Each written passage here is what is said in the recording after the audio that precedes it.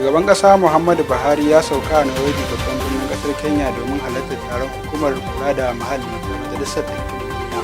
Daga ƙasashen ƙetare za ku ji cewa an hango wani ayarin sojojin Rasha ɗauke da manyan makamai na ci gaba da taruwa a kusa da birnin Kiba na ƙasar Ukraine. Daga fagen wasanni kuwa, wasan ƙwallon ƙafa Lionel Messi ya bayyana aniyarsa ta ci gaba da zama a kulob ɗinsa na PSG.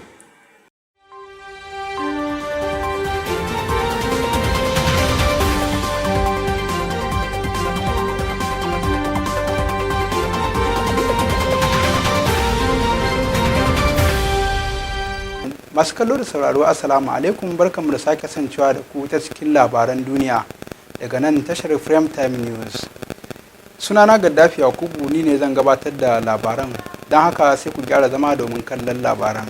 Shugaban ƙasa Muhammadu Buhari ya sauka a Nairobi babban birnin ƙasar Kenya domin halartar taron hukumar kula da muhalli ta Majalisar Ɗinkin Duniya UNEP da ke cika shekara 50 da kafuwa.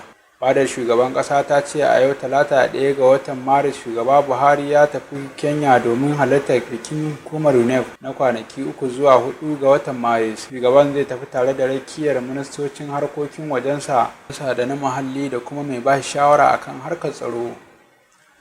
Daga nan Buhari zai tafi London domin duba lafiyarsa, kuma zai shafa tsawon makonni 2 a cewar sanarwar da fadar shugaban ƙasar ta wallafa. Lauyoyi masu rike da makamin son sun yi Allah wadai da yunkurin baiwa babban jojin ƙasar nan da shugaban majalisar dattawa da na wakilai rigar kariya. Wasu daga cikin manyan lauyoyin ƙasar nan sannan masu rike da makaman sun yi Allah wadai da kudirin baiwa babban mai shari'a na ƙasar nan rigar kariya da kakakin majalisar wakilai da na dattawa yayin da aka fara kada ƙuri'u akan gyaran kundin tsarin mulkin ƙasar nan na shekarar 1999 a yau. Kwamitin haɗin kai na wucin gadi na majalisar wakilai da na dokoki akan gyaran kundin tsarin mulkin ƙasar na shekara 1999 da aka yi gyaran fuska ya gabatar da rahotonsa tare da buƙatar sanya shawarwari 68 da aka samo daga masu riƙe da madafun iko da kuma na al'ummomi da suka bayyana ra'ayoyinsu a shiyoyin ƙasar nan.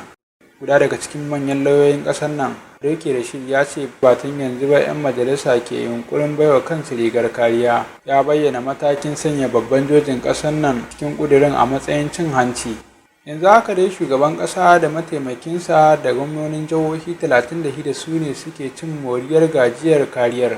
Gidauniyar Sarki Salman na ƙasar Saudi Arabia za ta ciyar da 'yan Najeriya kimanin 12,600 ta hanyar rabawa iyalansu kayan abinci a watan Ramadana da ke gabatowa. Ƙungiyar ta bayyana cewa iyalan musulmi 2,300 a Najeriya za su amfana da tallafin kayan abincin a watan Ramadana domin su samu sauƙin rayuwa. Ta bayyana hakan ne a lokacin da take kulle yarjejeniyar bayar da aikin ciyarwar da ƙungiyar jin kai ta Abubakar As-Siddiq Philanthropies take yi. Da suke sanya hannu a kan yarjejeniyar a Abuja sun bayyana cewa manufar aikin ita ce ciyar da 'yan Najeriya musulmi kimanin 12,600 da ke fama da matsanancin talauci.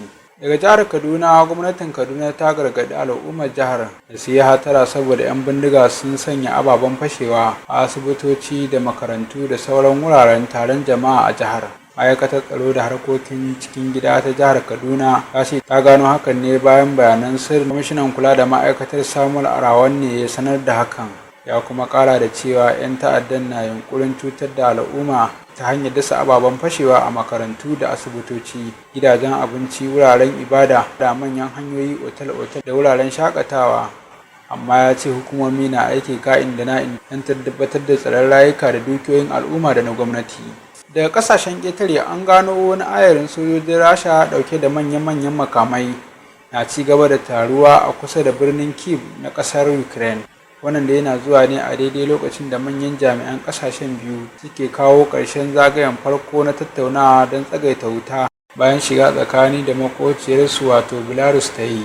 Hoton da tauraron ɗan adam na Max mallakin Amurka ya ɗauka daga sararin samaniya na nuna sojojin na ɗauke da manya-manyan makamai ciki har da jiragen yaƙi da tankoki sun yi sansani a wani gari da ke ƙasar da bai wuce tazarar mil 40 da ke birnin Kyiv ba. Mafi yawan dakarun na shiga Ukraine ne daga ɓangaren arewa wato iyakar ƙasar Belarus, yayin da wasu hotunan ke nuna irin mummunan ta'addancin da wannan yaƙi ya yi a cikin kwanaki 5 domin ana iya ganin tarkacen gidaje da kuma tankokin yaƙi da aka lalata a wannan gumurzu.